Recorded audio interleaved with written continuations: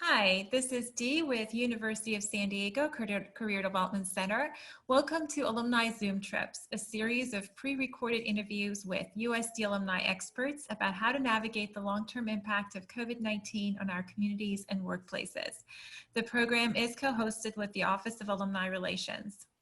I have with me today Mike Daly. He has over 25 years experience in travel technology across corporate and leisure markets. After starting his travel career at United Airlines in '94, after being laid off by the New York Mets due to the MLB players' strike, Mike was instrumental to the development of online booking at Get There, Travelocity, and Sabre. More recently, he helped grow Freebird and Deem in the corporate travel space as Senior VP of Sales and VP of Strategic Partnerships, respectively. And last summer, Mike has joined the DVI executive team as an advisor to drive growth of the startup's data intelligence technology, and he currently serves as the VP of Sales North America for Serko, a New Zealand-based company where he leads all business development activity for travel and expense in North America. Mike is a strong supporter of the Juvenile Diabetes Research Foundation, the YMCA, and the Children's Hospital of Georgia. He also coaches various youth sports, including baseball for the Team Georgia Baseball Academy. Mike, it's such a pleasure and honor to have you joining us today. How are you? I'm great, Dee. It's great to be here and really appreciate that introduction. It's fantastic to be able to converse with you and hopefully give back to my fellow toreros. Thank you so much. Obviously, we're going through such turbulent times economically, and given the global travel restrictions, that has resulted in huge losses for the travel industry, particularly with airlines, passenger revenue dropping over 50% from last year's levels, and significant job losses in the travel industry as well. I've read somewhere there was over 100 million. Given this background, how would you say the current crisis is redefining the corporate travel sales business? Yeah, absolutely. So I think you're dead on with the numbers. And when we look at corporate travel in particular, even though it represents about 50% of the +volume in terms of passengers and guests at hotels and people who rent cars and get into Ubers, et cetera, it represents about 80+% of the revenue that's driven. So corporate travel, if you're not working for the government or you're not in a medical profession, you probably haven't been traveling for the past 3 months. So volumes have been down 90 to 95% in corporate travel. So it's definitely been devastating. That being said, this is not the first time the industry or our economy as a country or the global economy has been impacted, right? We went through similar circumstances with 9/11. We had, that kind of coincided with the internet bubble. And then you also had a financial crisis in 2008, 2009. So my advice right now is don't panic, right? We're going to get through this. And what we've seen historically is technology usually leads us out of these crises. So that's the good news. Where I think things will change, there'll be a new normal. And I think in talking to a lot of Fortune 500 companies, is they're rethinking how they do business. Just like you and I are not sitting in a room together right now, we're meeting virtually. A lot of companies are considering doing that for all of their internal meetings. I think they'll designate some that are important to travel internally, like if you're in danger of losing an executive and you really need to sit down with them face to face. But a lot of companies are thinking about cutting back on their internal travel and doing those meetings virtually moving forward. So that will be a significant difference in when we return to travel. On the flip side, if you've had a chance to travel, I've never had a cleaner experience going through an airport or getting on an airplane. I think, obviously there are cleaning crews that go on airplanes pre-pandemic. But it's such a nice experience. And I think just like we came out of 9/11 and the TSA was implemented and created so that we had tighter security, I think you will have tighter health restrictions and tighter health and well-being standards established throughout the industry that will make people more comfortable about traveling. So there definitely will be some benefits. I think the one difference I see in this crisis compared to previous situations or scenarios is that the end date is unknown. With things like 9/11 and even the financial crisis, it was kind of easy to forecast when things would come back.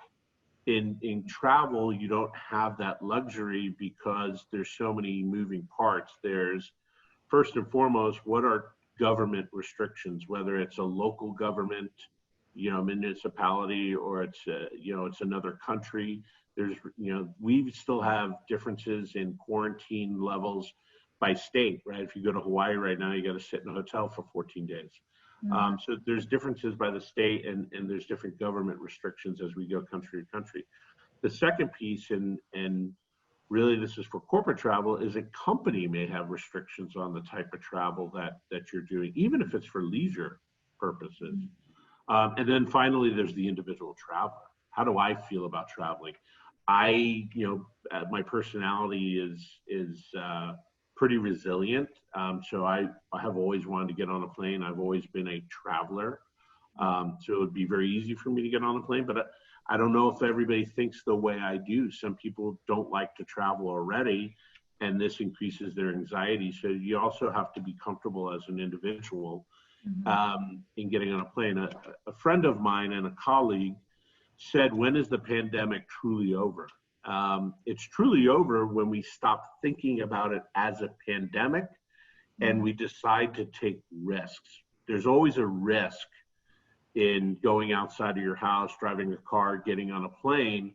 It's the level of risk that you as an individual are willing to assume before you travel again, right? There is a risk that you could catch COVID-19. So what is your risk tolerance to doing that? And I think that's when you'll see a broader recovery. I think it'll take some time. I mean, I think, most of domestic travel will start to come back on the corporate side in the fall, barring any unforeseen circumstances. And then, maybe some international. But I just saw something about the EU may ban Americans from traveling to the EU because we still have cases and we're still rising. So a lot of moving parts there. And if I knew the answers, I think it's a science question at the end of the day, right? It's a math problem.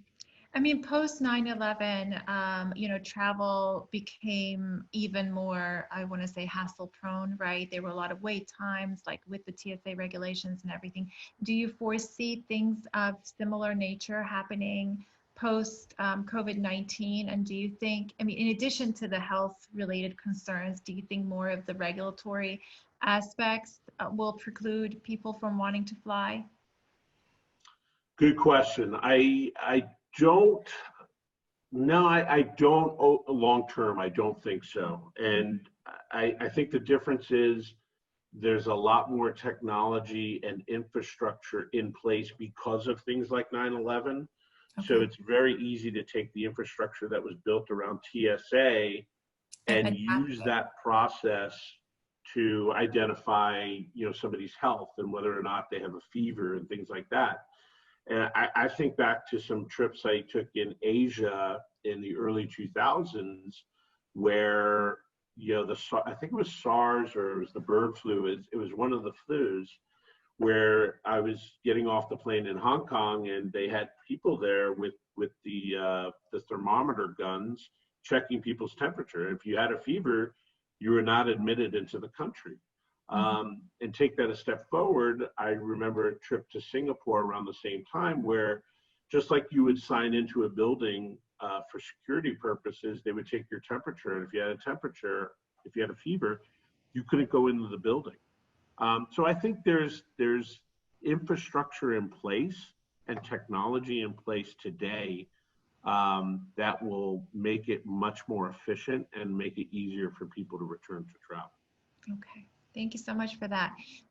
Prior to our talk today, you were mentioning, your background in political science and international relations back in college, and how, you've sort of shifted trajectories and gone into sales. Can you share a little bit more about your career background and then keys to success in your Yes. current field?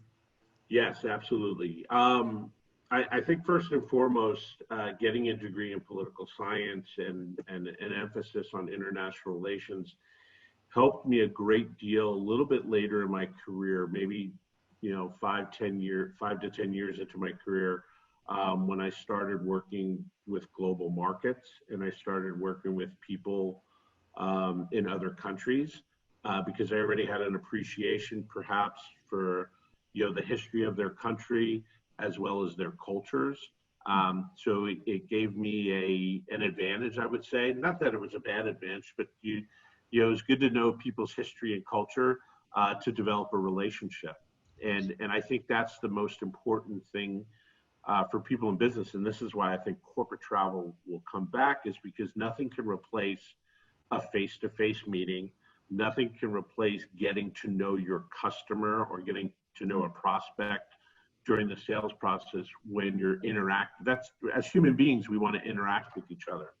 And developing relationships, I think, is probably the key to my success and developing a network. I've worked at a handful of companies in my entire career, but I can tell you that I've probably sold to the same customer multiple times as well. And that isn't because of the product I'm selling, it's because of the relationship we've developed over time. When I look back at USD, that's really where I learned how to develop relationships. And when I look across, I wouldn't say really a lot in my business world, but certainly on a friendship level, my best friends are people that I met while I was going to school at USD. And we were very fortunate that we had a group of people, and it didn't matter what year you graduated. We've all stayed very close to each other, from the early 90s to the late 90s. That 8 or 9 year period, we're all very good friends still to this day. That's wonderful to hear. In addition to, relationship management and forging those close networks, are there anything else that you'd like to add, like that are really key to your success as in corporate travel and in sales? Yes. Take chances, take risks.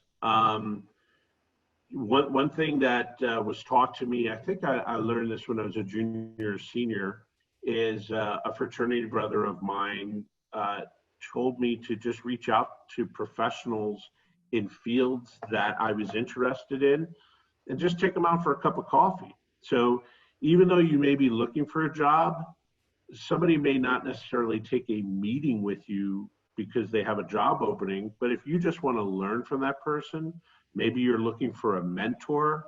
My experience is most people are willing to go have a cup of coffee with you, go have lunch with you, even more willing and honored if you are looking for a mentor. So I would say don't limit yourself to finding a job opening on LinkedIn. Go out, figure out the type of executive or the type of business person you want to be. Figure out what fields are interesting to you and you are passionate about. If you don't have passion for it, it could be a miserable experience. But then identify individuals that you want to emulate and identify individuals in the fields that you want to work in and go meet them, right? I can't, it'd be few and far between the people that would say no if you just ask somebody to have a cup of coffee, post-pandemic, of course. Absolutely. That's great advice. But have a virtual cup of coffee, right? There's a lot of virtual happy hours going on. I'm sure I'd be happy to have a cup of tea with the USD alumni. Over Zoom. Wonderful. Exactly. And what does a typical workday look like for you, Mike? I know it's I'm sure it's very atypical right now, but now and before, what does a typical workday look in the life of? Sure. Absolutely. So a typical day is like today. For me, I'm on the East Coast, so this is probably my 5th Zoom today. It's not, predominantly it's not going to be like one-on-one discussions like this, but I'll usually be presenting software, talking a lot about my company, talking to prospects, whether they're a prospective partner or a prospective corporate customer. I do a lot of that. But I would say probably do 4 or 5 of those a day. And then when I'm not doing those, it's usually just managing contracts, doing a little lead generation, working with my team. Now as we start to see a return to travel and a return to revenue, we're looking to go hire some folks. So thinking about, how to build the team since we're early stages here in North America. Pre-pandemic, I was probably on the road 3 times a month for 2 or 3 days at a clip. So 3 weeks out of the month, I would be on the road, usually at a conference and or at sales calls at prospective clients. I've been fortunate the last few years to do a lot of speaking engagements as well. So I'd be attending a lot of local conferences, parts of associations, things like that. So it's a catch-22. Again, I love that human interaction. I did travel quite a bit my entire career. So in many senses, this is a little bit of a break. I've gotten in a lot of golf and I've been doing a lot of fishing. But I am looking forward to getting back on a plane more consistently and seeing all of my industry colleagues and my mentors as well. That's one other thing I didn't mention. You don't have to be a student or a recent graduate to seek out a mentor. I've got 25 years under my belt, and I just got 2 new mentors, which I've started talking to, and they've been great. And these are people that have inspired me greatly over the last few years, and they both agreed to be my mentors. And they did say, though, Mike, hey, we'll mentor each other. I don't know if that's going to be the case. I think I'm going to learn more from them than the other way around. That's awesome. Are those people from within your current company or from industry in general? They're from the industry in general. So they're industry luminaries. One manages a corporate travel program and a shared services program at a major financial institution. Prior to that, she had created a nonprofit association with our industry called Win It, which was Women in Travel. So she's done just amazing, great things, and we've been friends for a while, and now we get to sort of work together. And she's been very helpful already. The other person is another good friend of mine that has been a consultant in the industry, but she was a corporate travel buyer for Cisco for many years, and just another person that I've always admired, and one of the funniest people I know. And if I could at least get some tips on her for public speaking, that would be a windfall. Wonderful. And then if you can share those with me, that would be absolutely. Absolutely. Yeah. And Mike, thanks so much for that. And what are some ways that individuals can reinvent their careers in the time of COVID-19? Yep. I think it's a great time for inner reflection. We talked a little bit about being passionate about what you're doing. There are some fellow alumni out there that have programs that are focused on finding your bliss. I'm not going to steal their thunder. I can share who they are after.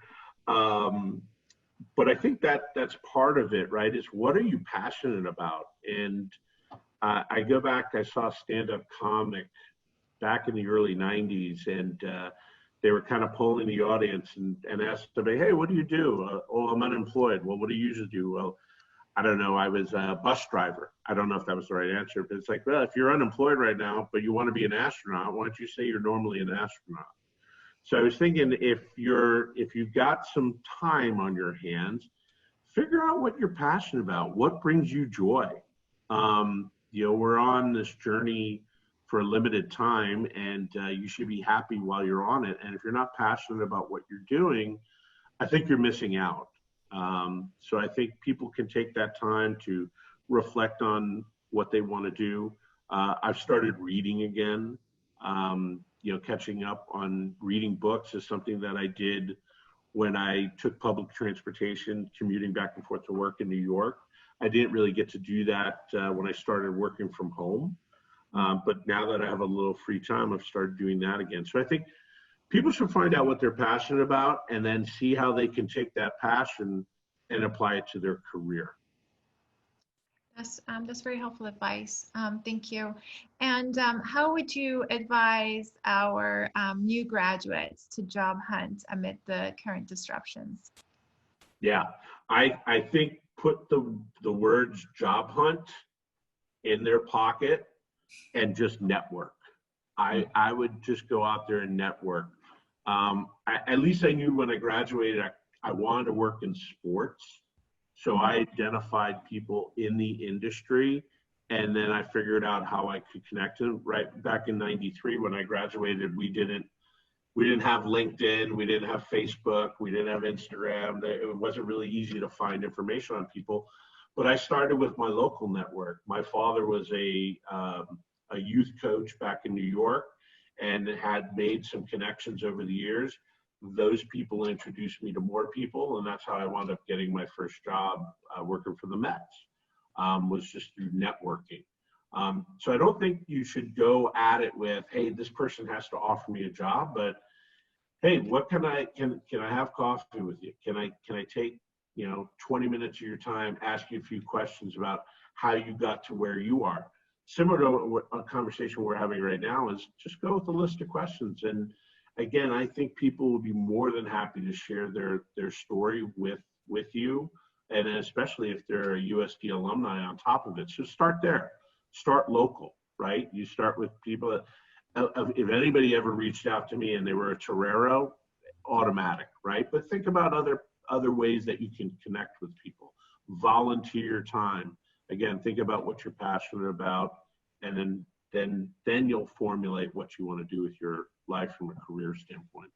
Awesome. Yeah. So sort of reflecting on your interests, your passions, and then really starting from your closer, stronger connections, and then sort of branching out from there.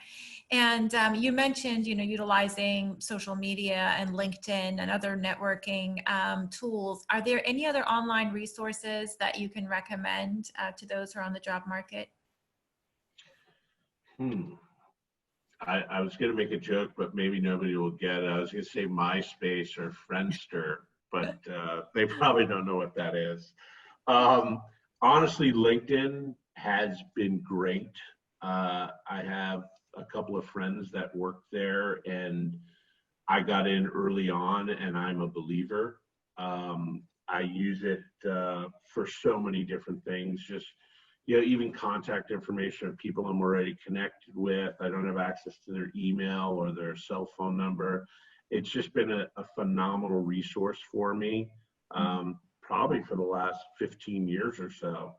And I haven't found anything that is as effective as that. Obviously, there's CRMs and things like that out there, and databases, but I'd be hard pressed to find something I couldn't obtain through LinkedIn. Okay, thank you. And then do you have any helpful tips, advice for individuals who are working from home? Because I know you've been working remotely. Are there any helpful practices that perhaps you've established at your current organization that you'd like to share with others? Yeah. So I've been fortunate that I've worked from home pretty much since 2000. So I've been working from home for a good 20 years. And I would say the most effective thing for me is to set your schedule the night before. No matter what it is you're doing, no matter where you've been, even if you're getting home late from a trip or you're tired, take 2 or 3 minutes to look at your calendar for the next day and map out what you need to do. So for example, last night I had a few business calls, and I knew that you and I were talking today as well. So I went back and I looked at our email exchanges. I looked at the questions we were going to talk about so that I was prepared. Because I think it'll take a lot of stress out of your day, and it'll also keep you on schedule. And the day will go by very quick. I have found in my experience, working from home, I'm 10 times more efficient than I would be in an office because of all the distractions and the ease of getting off schedule. So I would say review what you're going to do the next day. If you like to put to-do lists together, go ahead. But be prepared for your day. Do it the night before so you can get a good night's sleep. And then, wake up early. Don't get on the computer right away. Read something, take a ride in your car, jog, work out, take a swim, walk the dogs, clean the litter box if you have a cat. Just do something to get your day started. Even make your bed, right? Make your bed. Something really simple. Start there. Don't wake up and grab for your phone and start looking at emails, and then before you know it, your day is already moving along and you haven't taken any time for yourself.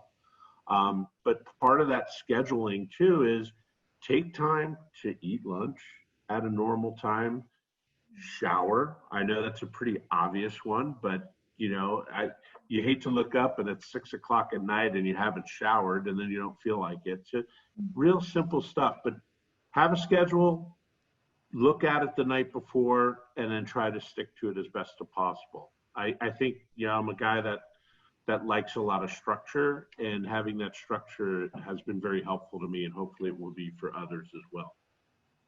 Those are really helpful wellness tips and really great tips for balancing creating that work-life balance too. Thanks, Mike. And on a final note, what is something, I asked this to all of my my special guests, what is something that you've learned later in life that you wish you knew much earlier? This one might be pretty obvious too. Start saving money now. Get a life insurance policy, get a mutual fund, get a CD, something simple. Don't, I think, even putting a little away on a weekly basis or a monthly basis, it'll get you started on the right path. So when you want to buy your first house, you're well on your way. So I would say just start thinking about money early on. That was something that my parents taught to me, and it's worked well. So it's never too early to start. Never too early to start saving. Thank you so much, Mike. And just so that you're aware, we do have a online networking community that's exclusive to USD. It's sort of a LinkedIn equivalent for USD called Team. Yep. We'd love to have you on board there, and for fellow Toros to have the ability to reach out to you and to connect with you through that platform would be just great. Absolutely. Sign me up. Absolutely. Thank you so much for your time and your insights today. I hope that we'll be able to host you here on campus and have you back here once all the travel restrictions are removed. You'll see me in September, if not sooner. Awesome. Take care. Thank you, Dee. Thank you.